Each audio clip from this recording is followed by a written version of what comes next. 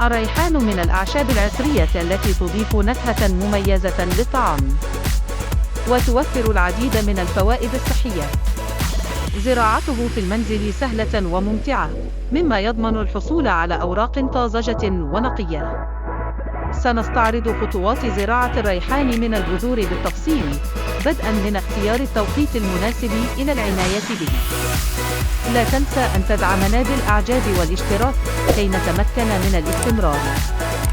التوقيت المناسب لزراعة الريحان: يمكن زراعته على مدار العام، ولكن الريحان نبات حساس فتجنب زراعته في البرودة الشديدة أو الحرارة الشديدة.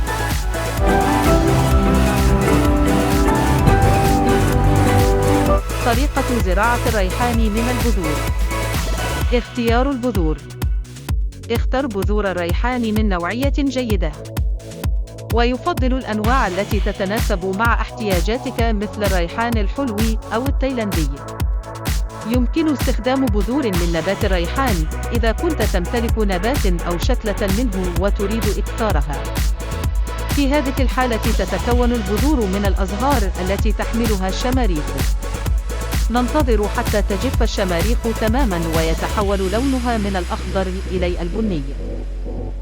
قم بقص الشماريخ وفركها جيداً لاستخراج البذور. يمكن زراعتها مباشرة أو الاحتفاظ بها في مكان جاف بعيداً عن الشمس والرطوبة لاستخدامها في وقت لاحق.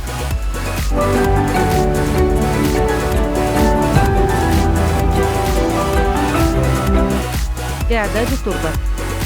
اختر تربة خفيفة جيدة التصريف وغنية بالمواد العضوية. استخدم خليطاً من التربة الطينية أو البيتاموس مخلوطة برمل ومضاف إليها كومبوست أو سماد عضوي كامل التحلل مثل مخلفات الطيور والأبقار. تأكد من أن التربة جيدة التصريف لتجنب تعفن الجذور. تأكد من فتحات التصريف أسفل الأصيص لتجنب تعفن البذور. زرع البذور.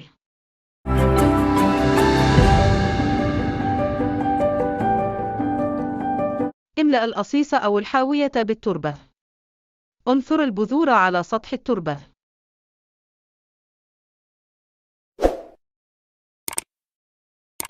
تم غطاها بطبقة خفيفة من التربة من 1 إلى 2 سنتيمترا فقط. رش سطح التربة بالماء باستخدام بخاخ للحفاظ على رطوبة البذور.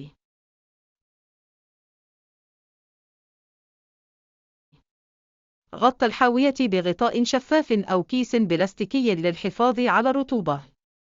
ضع الحاوية في مكان دافئ تتراوح حرارته بين من 20 إلى 25 درجة مئوية بعيداً عن الشمس المباشرة. تبدأ البذور بالإنبات خلال من 5 إلى 10 أيام.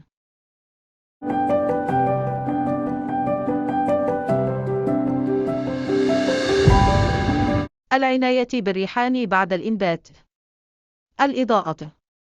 الريحان يحتاج إلى من 6 إلى 8 ساعات يومياً من الضوء الطبيعي. نبدأ بتعريضه للشمس تدريجياً بعد الإنبات.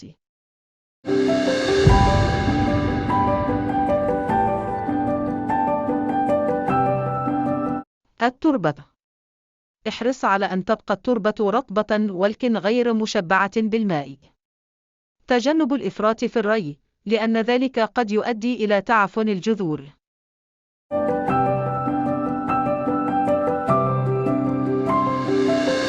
الري. قم بري النبات عندما يجف السطح العلوي للتربة حوالي من 1 إلى 2 سنتيمترا. يفضل الري في الصباح لضمان جفاف الأوراق خلال النهار.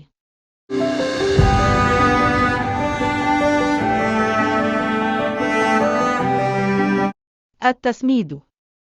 استخدم سماداً NP متوازناً كل من 2 إلى 3 أسابيع لتغذية النبات. يمكن أيضاً استخدام أسمدة طبيعية مصنوعة في المنزل مثل ماء نقع قشور الموز أو سماد الخميرة، وسوف أترك لك رابط بتفاصيل هذه الأسمدة في صندوق الوصف. يمكن استخدام سماد عضوي كامل التحلل في فصل الشتاء لتدفئة الجذور. كما يمكن استخدام سماد الفيرمي كومبوست. التقليم.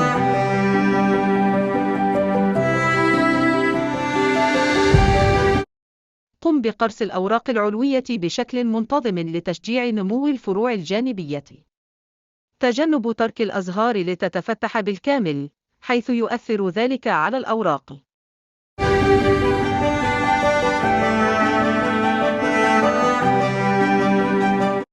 الفوائد الصحية للريحان. الريحان غني بالعناصر الغذائية والمركبات المفيدة للجسم، ومن أبرز فوائده الصحية: تعزيز المناعة. يحتوي على مضادات الأكسدة التي تحمي الجسم من الأمراض. تحسين الهضم. يساعد في تخفيف الانتفاخ وتحسين حركة الأمعاء.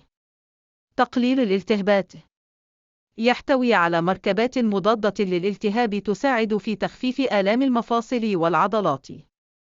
دعم صحة القلب. غني بالمغنيسيوم الذي يساهم في تنظيم ضغط الدم. تحسين المزاج.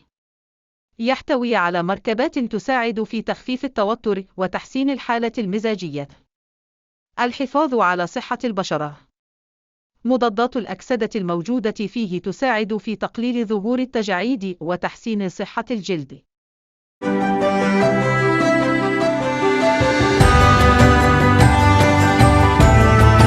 نصائح إضافية. إذا كنت تزرع الريحان في الخارج، احرص على حمايته من الرياح الشديدة. اجمع الأوراق بانتظام لتعزيز نمو النبات ومنع شيخوخة الأوراق.